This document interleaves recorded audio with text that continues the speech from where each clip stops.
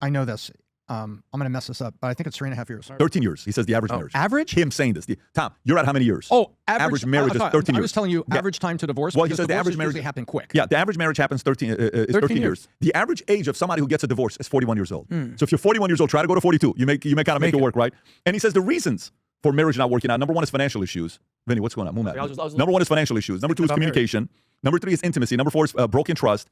Number five is failed expectations, okay? And then as he goes through it and he's kind of breaking it down, marriage wasn't meant to fix your problems, right? You're not getting married because your wife or your husband's going to fix your problems. Lack of knowledge, poor choices, you stop going to church, couples who stop going to church, divorce increases. I had a couple of ours that had a meeting with one of their spouses. They're going through challenging times. But one of the conversations was when they sat down with me, I said, you guys still go to church like you used to a lot? No. Well, I said that, you haven't gone to church for 3 years? No. You haven't found a home church? No. Kind of got to find a home church. If you did it and you get away from it, it helps you out. Indifference, selfishness. He says, what wives wish husbands knew. James Dobson wrote a book many years ago that sold 10 million copies. The title of the book is What Wives Wish Husbands Knew. He says, do you know how many of those customers that bought those books were men? He says, nobody. Men don't buy books like that. He says, wives buy it, give it to their husbands, and the husbands never read it. Apparently, this book sold 10 million copies. Okay, and then we are different creatures, biologically, behaviorally, emotions, and commissions. And he says, just to kind of break it down for you, he says, do you know how many products the average man has in their bathroom? He said 6. He says, you know how many products the average woman has in their bathroom? 600. 337. Yeah. Are you serious? So let's see. Is that real? Okay, let's come in. Yeah. Toothpaste, dental floss, deodorant, You have more. Shaving cream. Tom, we get it. You got product. There's 5. That's it. I just We're out of here. Tom, a lot of people don't know this, is Tom, when he lived in Dallas, part of a church, Tom was leading a ministry of a lot of husband and wives that were about to go through a divorce, and you saved a lot of marriages. This isn't public. This is private. I know this because you and I have talked about it when you were contributing to that church. And, when you saw marriages that were getting close, marriage is not easy. It's a very difficult thing. We know this ourselves. What patterns did you notice? And what the people that were able to turn it around, what did they do, Tom? What did you notice? You did this for quite a few years. People that were able to turn around did 2 things. Number one, they actually listened to a third party. And second, they actually stopped to apply it to themselves. And there's a simple example we give people. We say, if you're willing to listen and you're willing to draw a circle and put yourself in the middle of it and only fix what's in the circle, this has got a chance.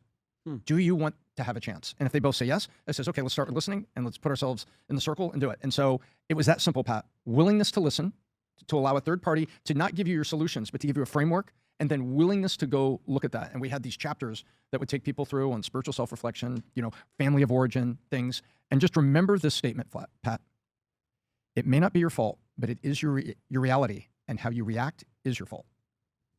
There are things in life that may not be your fault, but it is your reality, and how you react is your fault. So that's that. What other feedback would you give, Tom? What other feedback would you give? That this here, indifference and selfishness, is huge. Forget about affairs, forget about fights, forget about all that stuff. Believe it or not, recovering alcoholic or recovering drug addiction, once somebody says, man, I've got an issue and I'm out of here, there is a greater chance for strength on that. Because everybody's got like the same objective. But indifference and selfishness, when people get to what we call the edge of the waterfall, well, that's it. I don't care, and I'm going to worry about me, and I'm going to take care of myself here. That's indifference and selfishness. And once you get to that part, now distance becomes so far, and that's when American courts invented the phrase irreconcilable differences. And I disagree with that statement so much, because I believe with Christ, anything on earth is reconcilable. So Tom, so happy about that. So how much does faith, because I mean, being a Christian, like I wouldn't be with anybody that wasn't a Christian. How much of that, meaning solidifying the fact that, like, hey, listen, we're going to have ups, we're going to have downs, but this all comes back, because Tom, biblically about divorce, it's not like looked at as a positive thing, but if you stay in the faith and you stay positive, like how much of a factor is that? Faith is huge because it puts a simple rule book under it. If everybody used a different rule book on the highways, it'd be chaos. Yes. But everybody, even the ones that don't obey everything, the highways basically work because there's a set of rules out there and people follow them. Yes. Only drive on the right side of the road, all these kind of things. And so faith helps people have a place to turn for their own healing and have a place to turn for patience and strength while they're awaiting healing. Got you. And that foundation is critical. I will tell you, one of the guys I was talking to who's going through marital issues, asked him a question. I said, so who do you spend time with? I don't have a lot of people that I spend time with. It's just the people I do business with. I said, no, who do you spend time with? Which other successful marriage couples do you guys go to dinner with on a weekly basis that's not currently involved in your business? Nobody. I said, well, that's a problem. You got to find a way to be around other people who have successful marriages, who are similar values, for that to be a positive peer pressure in your life. You guys got to spend time together. You guys got to do things that you look forward to. You have to have certain traditions and rituals that you create just for the two of you guys. But I'm at 17 years. This is not easy. We got 4 kids, moving parts, business, life, travel, all this stuff, health, trying to figure it out. But if there's one thing that you can do that increases the chances, then go to church together. Yep. Go to church together. Go to church together. All right, sounds good. So we're ending on a good note. Yeah. We're ending on a good note here. I read a couple books. One that you recommended 101 questions to ask before you get engaged. But the biggest difference in my life that I read, this was when I was going through my first divorce. They recommended reading Men Are From Mars, Women Are From Venus.